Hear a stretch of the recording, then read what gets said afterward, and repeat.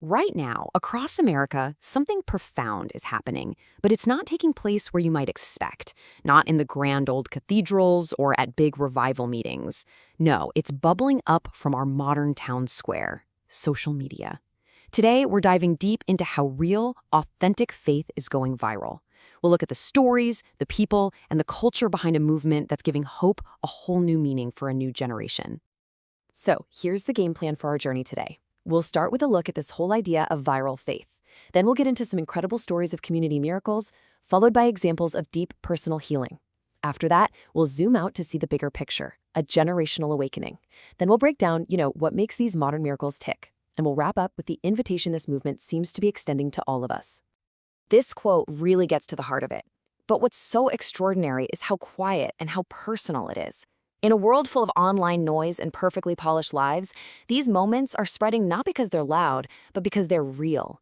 They're happening on our phone screens, in the comment sections, and in direct messages. It's a grassroots movement of ordinary people sharing truly extraordinary encounters with faith. Over the next few minutes, we are going to walk through 5 true stories. Think of them as case studies of hope, spreading like wildfire across the internet. These are stories of real, tangible change, and they aren't just here to be interesting. They're evidence of a major shift happening in our culture right now. So why is this happening now? Well, this slide really nails it. There's a deep hunger out there for something that means more than just arguments and cynicism. People are just tired of all the negativity. So when a story comes along that feels genuine, a story of real transformation, of selfless love, of a second chance, it just cuts right through all that noise. It hits on a basic human need, and that makes people want to do more than just like it. They feel compelled to share it, to pass it on, and that is how hope itself goes viral. All right, let's get into our first set of stories.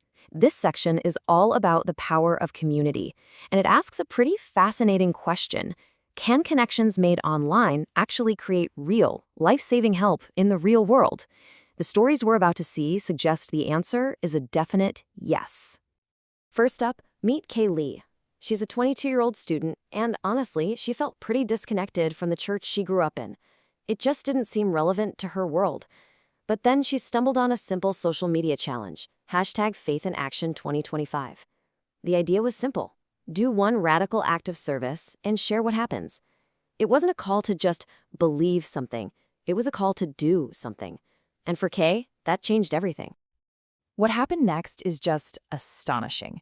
Kay's first small act of service opened her eyes to how much need there was. So she reached out to her old church, and they organized a small outreach.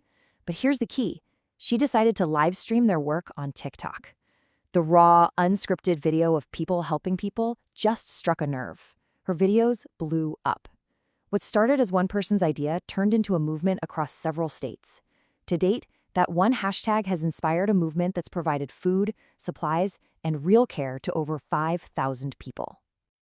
Kay's story is incredible, right? It shows how you can mobilize a crowd to help others. But that raises a much more personal question. What happens when the miracle you need isn't for a community, but for your own family? When the crisis isn't out on the streets, but inside your own home? This brings us to Lisa Thompson, a single mom in Nebraska. She unexpectedly lost her job and fell behind on rent. That eviction notice felt like her whole world was collapsing. She was out of options, just filled with despair. That's when her 12-year-old daughter came to her and asked if she could post a video online about what they were going through. It was a total long shot, just a simple, painfully honest plea from a kid. My mom lost her job. We're going to lose our house. Can anyone help? And this chart shows what happened next. But honestly, the numbers don't even tell the full story. It was an absolute tidal wave of empathy. 100,000 views in a day, 1 million in 2 days. But what was really amazing was the response. The comments weren't filled with judgment, they were filled with prayers. Donations started pouring in. Churches in 3 different states saw the video and organized prayer meetings just for the Thompson family. It was like a digital army of compassion mobilizing in real time. And here, right here, is the real miracle.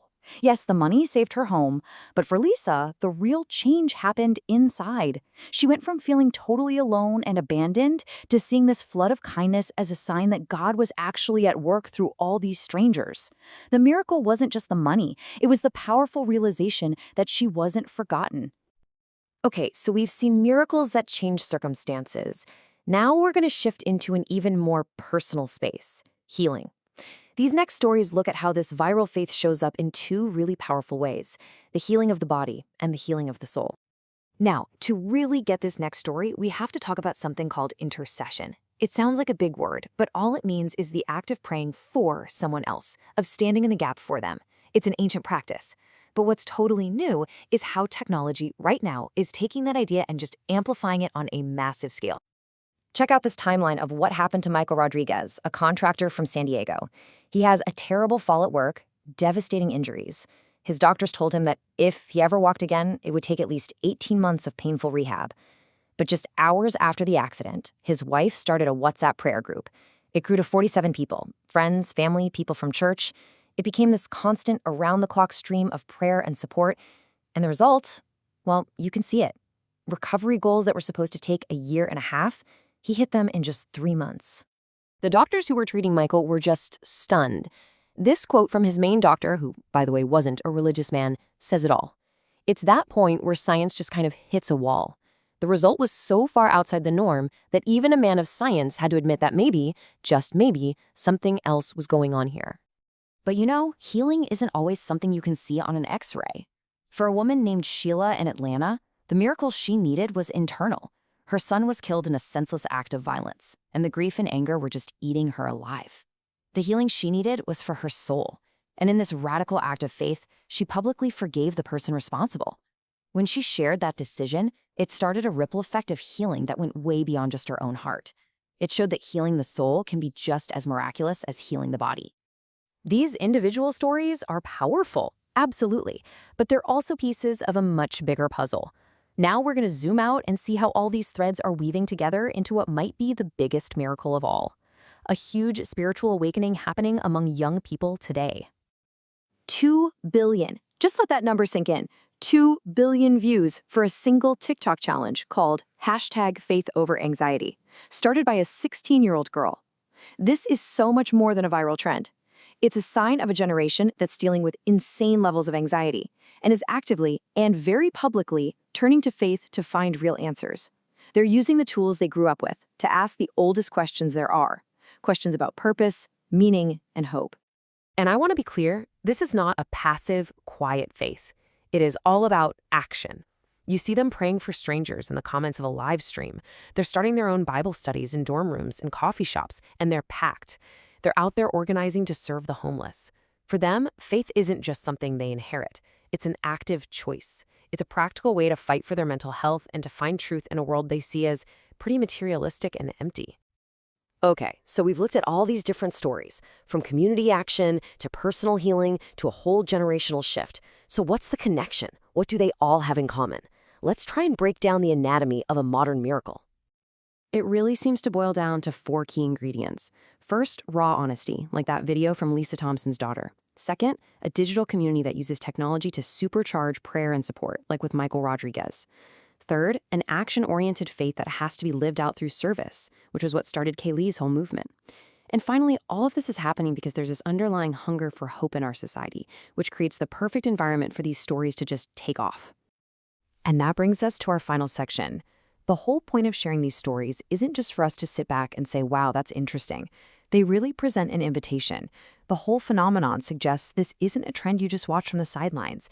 It's a movement that's calling for you to get involved. The movement itself lays out 5 concrete ways to participate.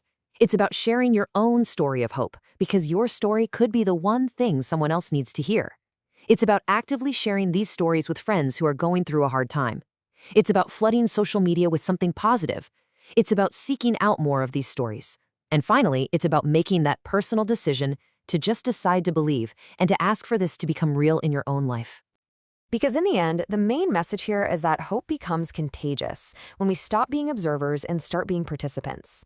This whole movement seems to be saying that faith goes viral when ordinary people choose to live like a better world is actually possible. And when they do that, they don't just witness miracles. They become the miracle that someone else desperately needs to see.